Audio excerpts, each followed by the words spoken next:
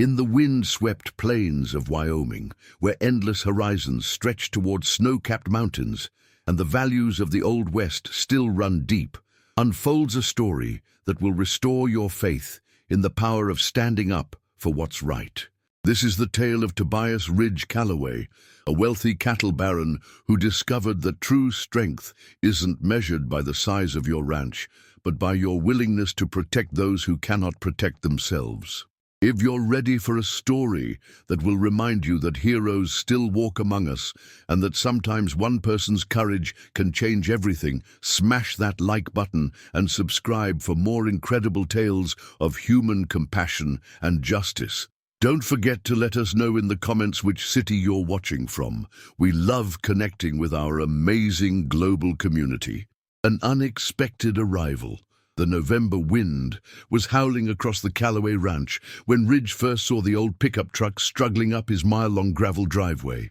From his porch, he could see the vehicle lurching and coughing, black smoke trailing from its exhaust as it fought against the early winter storm that had been battering central Wyoming for 2 days. At 54, Tobias Ridge Calloway commanded respect throughout Campbell County. The Calloway Ranch sprawled across 25,000 acres of prime grazing land, supporting over 4,000 head of Black Angus cattle. His great-grandfather had established the operation in 1889, and 4 generations had built it into one of the most successful ranching enterprises in the Mountain West. But Ridge was also a man who had learned that success could be isolating. His wife Elena had died in a car accident 3 years earlier. His only son lived in Denver, and his daughter was in Seattle. The ranch that had once been filled with family laughter now echoed with loneliness. The pickup truck wheezed to a stop, and Ridge watched as the driver's door opened to reveal a young woman who looked like she'd been through hell. She was probably in her early 20s, with dark hair hanging in tangles around a face marked by exhaustion and fear. Her clothes were worn and dirty, and she moved with the careful, protective posture of someone carrying something precious. That something was a baby. "Please," the woman called out, her voice barely audible over the wind. "I need help. My truck won't make it much further, and I don't have anywhere else to go." Ridge descended the porch steps. Up close, he could see the woman was Hispanic, probably no more than 23, holding an infant who couldn't have been more than a few months old. Both were inadequately dressed for Wyoming weather, and the baby was making the weak, hungry sounds of a child who hadn't eaten in too long. "What's your name?" Ridge asked gently. "Isabella Morales," she replied, clutching her baby closer. "And this is my son, Miguel. We've been driving for 3 days trying to get to my sister in Billings, but the truck started making bad noises yesterday." Ridge glanced at the battered pickup, noting the steam rising from under the hood. The vehicle clearly wasn't going another 50 miles, let alone the 200 miles to Billings. "Well, Isabella Morales," he said, extending his hand. "I'm Ridge Calloway, and you're welcome on my ranch for as long as you need. Let's get you and Miguel out of this cold." The transformation in Isabella's face was immediate. The fear and desperation gave way to relief, so intense that tears began streaming down her cheeks. "Thank you," she whispered. "Thank you so much." As Ridge led Isabella and Miguel into the main house, he noticed how she kept looking over her shoulder, as if expecting someone to follow them. There was a hunted quality to her vigilance that suggested her problems went beyond a broken-down truck. Within an hour, Isabella was seated at the kitchen table, enjoying her first hot meal in days, while Miguel contentedly drank from a bottle that Mrs. Patterson, Ridge's cook, had prepared. The baby was perhaps 4 months old, with large, dark eyes and alert intelligence. "He's beautiful," Ridge observed. "He's everything," Isabella replied simply. "He's the only good thing that's come out of—" She paused, catching herself. Ridge didn't press for details, but his experience reading people told him Isabella was running from something more serious than financial hardship. The way she positioned herself near the window, the way she startled at every sound, all suggested someone with reason to fear pursuit. That evening, Ridge received a phone call that would change everything. "Mr. Calloway," The voice was crisp and professional. "This is Agent Patricia Hendricks with Immigration and Customs Enforcement. We have reason to believe you may be harboring an undocumented immigrant and her child. We'd like permission to search your property." Ridge felt his blood pressure spike. "Agent Hendricks, I'm not harboring anyone. I have a young mother and her baby who sought shelter during a storm. Sir, we have a court order that allows us to search properties where we have credible reports. We can do this the easy way or the hard way.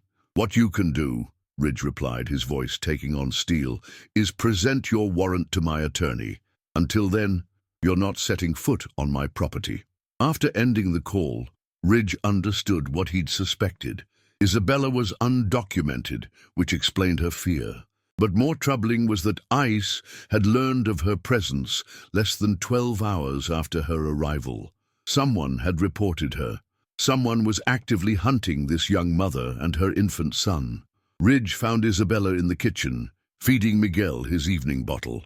The domestic scene struck him as something fundamentally right and good, something that transcended legal documentation.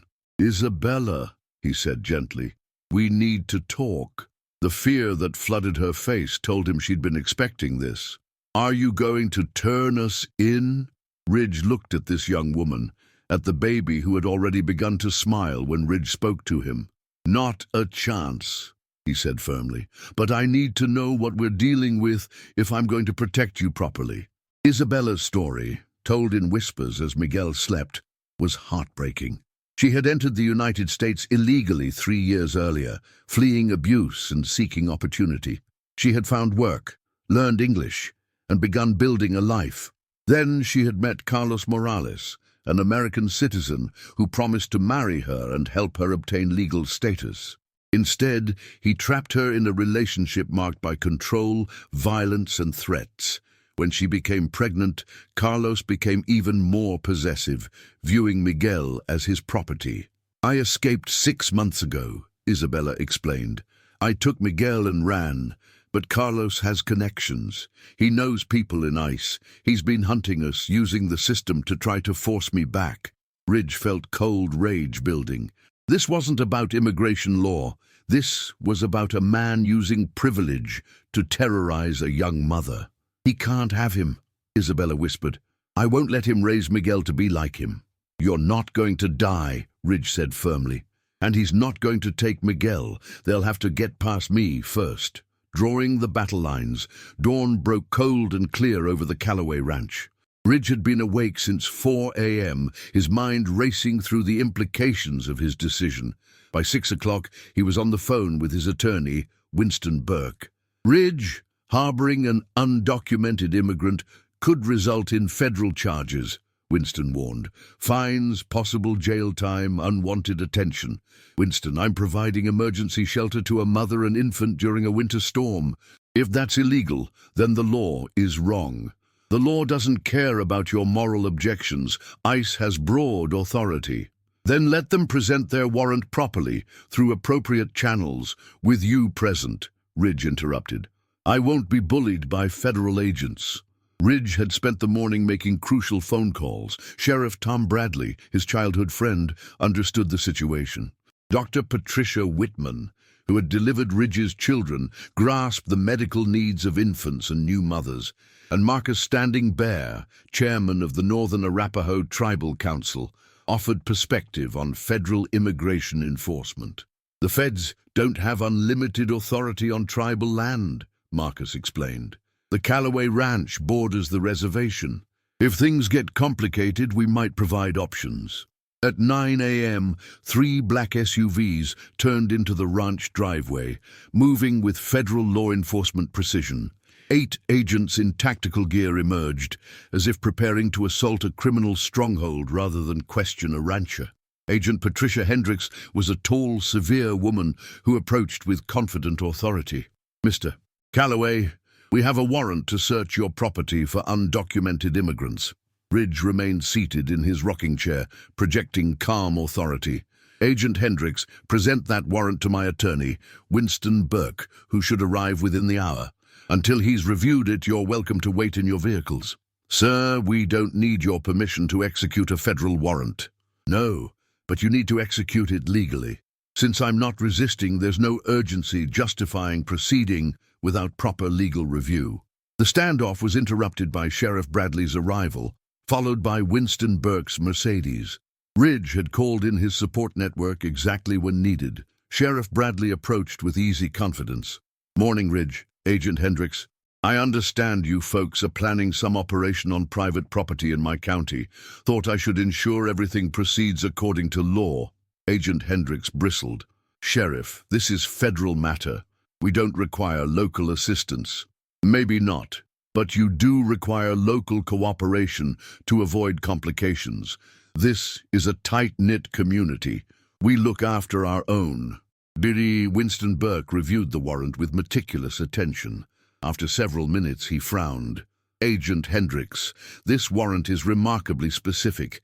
It includes detailed descriptions of Isabella Morales and her infant, plus their vehicle. How did you obtain such detailed information?" "We received a credible tip from a concerned citizen." "A concerned citizen who knew exactly what vehicle Isabella was driving and where she'd seek shelter. That's quite a coincidence." Ridge realized what Winston was implying. Someone had been tracking Isabella's movements. This wasn't random enforcement. This was a coordinated hunt. "Agent Hendricks," Ridge said, standing, "before you execute that warrant, Isabella Morales is under medical care of Dr. Patricia Whitman. Both mother and child were suffering from exposure and malnutrition. Any attempt to separate them could result in serious health consequences." Dr. Whitman's pickup appeared in the driveway. The elderly physician had been serving rural communities for 30 years, and her word carried considerable weight. "Patricia," Ridge called, "I was explaining to Agent Hendricks that Isabella and her baby are under your medical care." Dr. Whitman looked at the federal agents with obvious disapproval. "That's correct. Both patients are suffering from prolonged stress, inadequate nutrition, and exposure. The infant is in delicate condition that could be compromised by additional stress or separation from his mother." "Doctor, we're not discussing medical care.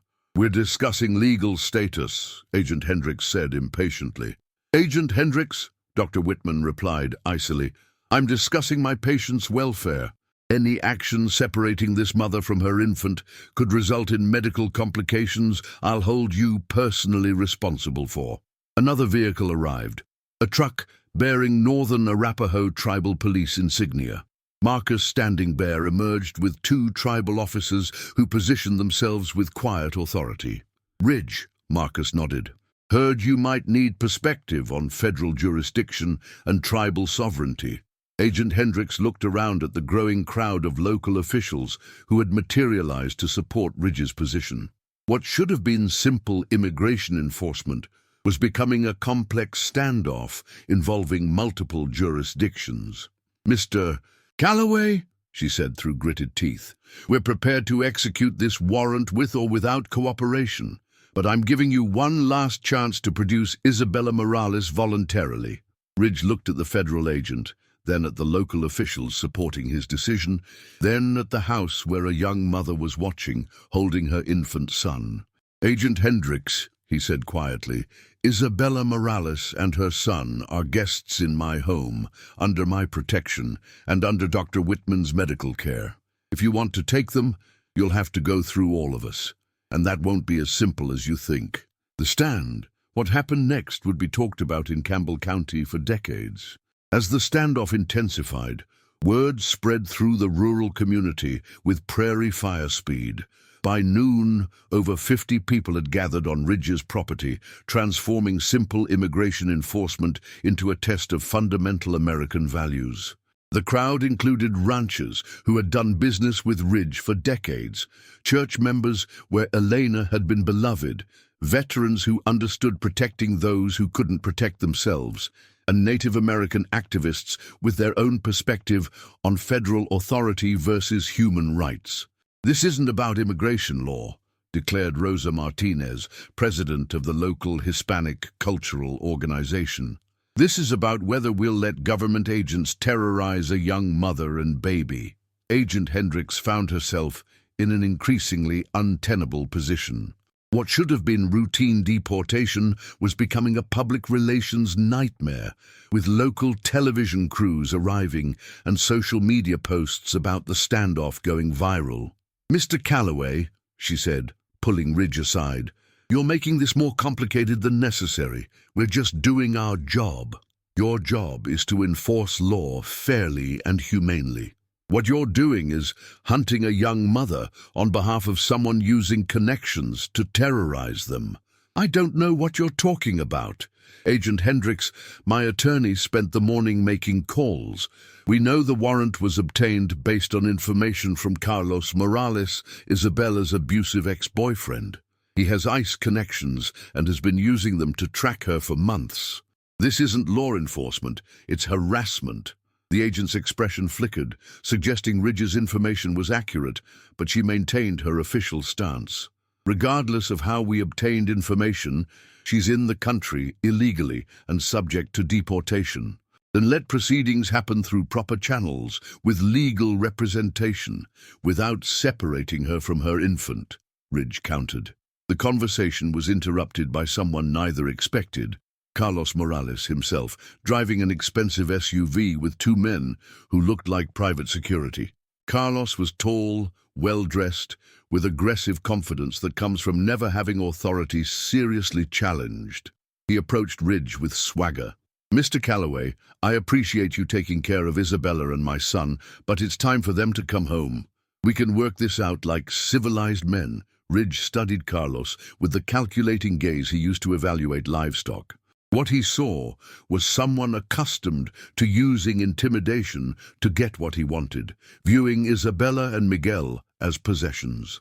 "Mr. Morales," Ridge said quietly, "Isabella and Miguel are welcome to stay as long as they choose. If they decide to leave, that will be their decision, not yours." Carlos's civility slipped. "You don't understand. Isabella is confused, probably suffering postpartum depression. She needs professional help, and Miguel needs his father. The only thing I need to understand is that Isabella has made it clear she doesn't want to be with you. In Wyoming, we respect a person's right to make their own choices." The crowd realized they weren't just witnessing immigration enforcement. They were seeing domestic abuse play out publicly. Community members who might have been ambivalent about immigration found themselves confronting something personal, a man using government power to reclaim control over a woman who had escaped abuse. Sheriff Bradley approached Carlos carefully. "Mr. Morales, I need identification and an explanation of your presence here. I'm here to collect my girlfriend and my son. These people are interfering with my family relationships. Sir, if Isabella Morales has indicated she doesn't want to be with you, then her location is her choice. If you continue harassing her, you could face stalking charges." Carlos's composure cracked completely. "You people don't understand what you're dealing with. I have friends in Washington, connections you can't imagine. Isabella is an illegal immigrant who kidnapped my American citizen son. It was exactly the wrong thing to say to people who had spent their lives working hard and taking care of their communities without help from Washington bureaucrats." The murmur that ran through supporters wasn't intimidation, it was anger. "Son," said Walt Henderson, a 70-year-old rancher, "I've been dealing with federal bureaucrats since before you were born. Your friends in Washington don't scare us much." Dr. Whitman chose that moment to emerge from the house, carrying Miguel while escorting Isabella to the porch. The sight of the young mother and infant transformed the abstract legal dispute into something immediate and human. Isabella was pale but composed, holding herself with dignity of someone who had decided to face whatever consequences awaited. Miguel, sensing tension, began to fuss, and Isabella automatically began the gentle bouncing motion mothers use to soothe distressed infants. "Isabella!" Carlos called out. "Bring Miguel here, we're going home." The young woman's response was quiet, but carried clearly. "No, Carlos. Miguel and I are not going anywhere with you. We're safe here, and we're staying." "You can't keep my son from me," Carlos shouted, starting forward before being intercepted by Sheriff Bradley. Mr. Morales, you need to calm down. If you have parental rights to assert, that's for family court, not public confrontation. Agent Hendricks, realizing the situation was spiraling out of control, made one final attempt to assert federal authority. Everyone needs to step back. We have a warrant to execute. But as she started toward the porch, where Isabella stood holding Miguel, she found her path blocked by Ridge Calloway and a dozen community supporters who had positioned themselves between federal agents and the young mother. "Agent Hendricks," Ridge said, his voice carrying 4 generations of ranching authority, "think carefully about what you're about to do. You have 50 witnesses, multiple cameras recording, and a situation that's attracted state and national attention. Do you really want to be remembered as the federal agent who ripped an infant from his mother's arms on behalf of an abusive ex-boyfriend?" The question hung in the air as everyone contemplated the implications. This was no longer about immigration law. This was about fundamental human decency and courage to do what was right. Dr. Whitman stepped forward. "Agent Hendricks, as attending physician, I'm formally advising that separating this mother from her infant would constitute medical endangerment. Any attempt will result in formal complaints and potential liability." Marcus Standing Bear added his voice. "As chairman of the Northern Arapaho Tribal Council, I'm formally inviting Isabella Morales and her son to seek sanctuary on tribal land, where federal immigration enforcement requires additional legal procedures." Agent Hendricks looked around at the faces surrounding her, ranchers and farmers, doctors and teachers, veterans and tribal leaders, all united in determination to protect a young mother and child from bureaucratic indifference and personal vendettas. For the first time since arriving, she seemed to understand this wasn't a situation that could be resolved through intimidation or simple assertion of federal authority. "Mr. Calloway," she said finally, "this isn't over. Ms. Morales is still subject to deportation proceedings." "Agent Hendricks," Ridge replied, "if you want to pursue deportation through proper legal channels with appropriate representation and due process, that's your right. But if you think you're going to terrorize this woman and baby to satisfy an abusive ex-boyfriend's personal vendetta, you're going to discover what it means to go up against the entire community of Campbell County, Wyoming." As federal agents retreated to their vehicles, followed by Carlos and his security, the crowd began to disperse, but not before making clear they would return if needed. The immediate crisis had passed, but everyone understood the larger battle was just beginning. Justice finds a way. 3 months after the standoff, Isabella Morales sat in Winston Burke's conference room, holding a citizenship certificate that represented the culmination of a legal battle that had captured national attention and forever changed immigration enforcement in Wyoming. The journey from November confrontation to this triumph had been complex and transformative for everyone involved. What started as one rancher's decision to protect a young mother had evolved into legal precedent that would protect other vulnerable families and expose corruption within the immigration system. Winston Burke had assembled a legal team including immigration specialists, civil rights lawyers, and federal prosecutors interested in connections between Carlos Morales and certain ICE officials. The investigation revealed a pattern of abuse extending far beyond Isabella's case.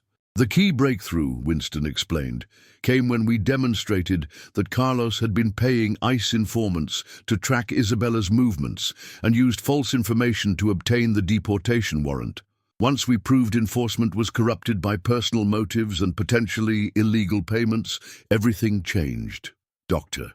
Patricia Whitman, now serving as Miguel's pediatrician and immigrant family advocate, smiled watching the 10-month-old boy playing with blocks. "Miguel's thriving. All developmental markers are excellent, and he's clearly benefiting from stability and security."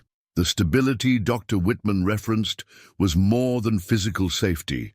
Isabella had found employment managing guest services for the Calloway Ranch's new agri-tourism operation, work utilizing her bilingual skills and natural warmth. Ridge had discovered that opening ranch portions for educational tours created opportunities for immigrant families to share stories and build community connections. Isabella's become essential to our operations, Ridge told the lawyers. She's family, and Miguel has brought life back to this ranch I thought was gone forever. The legal victory required federal intervention, state-level political pressure, and media attention, exposing corruption in Isabella's case. Agent Hendricks was reassigned after internal investigation revealed her connection to the Carlos Morales network. Carlos faced federal charges for conspiracy to abuse government processes and violating restraining orders protecting Isabella and Miguel. The most significant outcome was the precedent established. The Callaway Standard created new protections for asylum seekers who could demonstrate deportation actions were motivated by domestic abuse rather than legitimate immigration enforcement. "What you did," federal prosecutor Amanda Richardson told Ridge, "was create a situation where corruption couldn't hide behind bureaucratic procedures. When an entire community demands accountability, bad actors can't operate in shadows." Marcus Standing Bear brought different perspective to Isabella's victory. "This case proved something important about sovereignty, when state, local, and tribal authorities work together to protect vulnerable people. Federal overreach becomes much harder to sustain." Tribal support had been crucial during months when Isabella's legal status remained uncertain. The Northern Arapaho provided sanctuary during dangerous periods, demonstrating tribal sovereignty's power to protect those falling through federal immigration policy cracks. Sheriff Bradley reflected on how the case changed regional law enforcement approaches. "We learned that sometimes the most important part of keeping peace is ensuring people feel safe seeking help. If immigrants fear deportation when reporting crimes or cooperating with investigations, everybody's less safe." Media attention brought unexpected opportunities.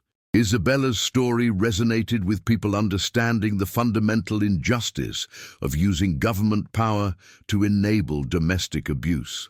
Donations poured in from supporters, and universities offered Isabella full scholarships for higher education. "I want to study social work," Isabella told the group.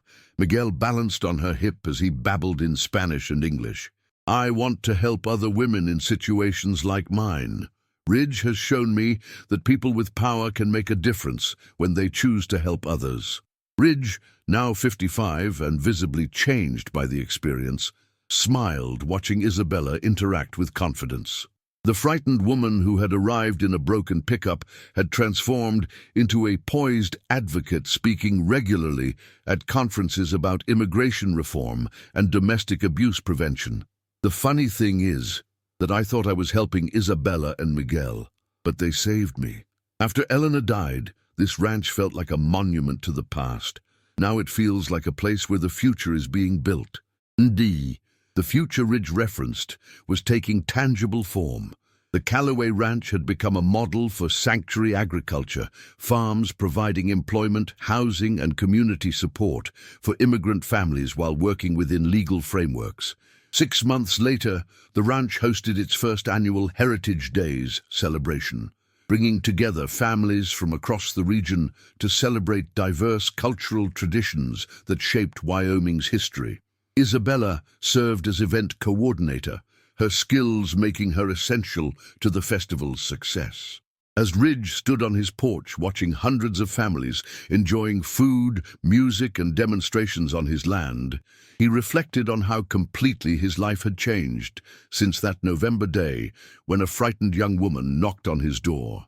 Miguel, now walking confidently, ran toward Ridge with arms outstretched, calling, "Abuelo, abuelo," in the joyful voice of a child who had never known fear about his place in the world. "There's my boy," Ridge said, scooping Miguel up and spinning him around while the toddler giggled. Isabella approached, her smile radiating contentment of someone who had found peace after years of fear. "He loves you so much," she said. "You've become the grandfather he never had."